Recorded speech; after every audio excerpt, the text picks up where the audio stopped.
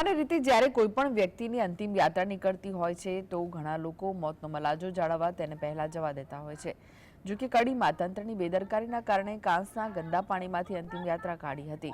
અંતિમ યાત્રા લઈને લોકો કેડસમાં ગંદા પાણીમાં ઉતર્યા। કડીના દુધઈ ગામે અનુસૂચિત જાતિના પરિવારના શાંતાબેન નામની મહિલાનું અવસાન થયું હતું।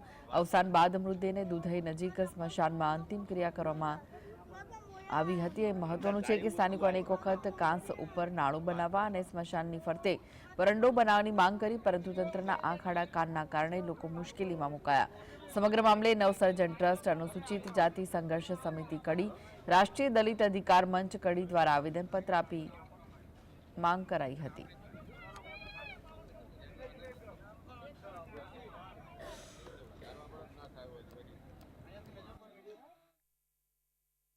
અમે મુદ્દા એ માટે આવેદન આપીએ છીએ કે અમે સ્મશાન યાત્રા જવાનો રસ્તો છે ને, ત્યાં કાંસ છે, ત્યાં પાણી એટલું ભરાય છે કે અમારે સ્મશાન યાત્રા જવું હોય ને તો હા ઉણીને જવું પડે એવું છે, કે સાધન લઈને જવું પડે એવું છે।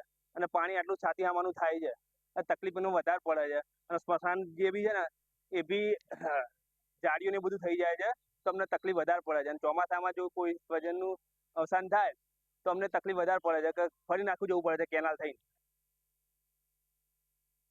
અમારા સ્મશાનેથી લાશ જે મરી જાય એમને લઈ જવા માટે એક નાળું બનાવવાની જરૂર છે, બરોબર? કારણ કે 12 માસ પાણી રહે છે। અમારા સ્મશાને કોઈ જવાનું જગ્યા જ નહીં, રસ્તો જ નહીં, અને હમણાં એ સ્મશાનનું નાળું બની આલે અને ત્યાં ફરતા વરંડો બની આલે અને કોયડી બની આલે, અમારું સ્મશાન સુધારે અને અમને ગ્રાન્ટ આપો, એ અમારી માગણી છે।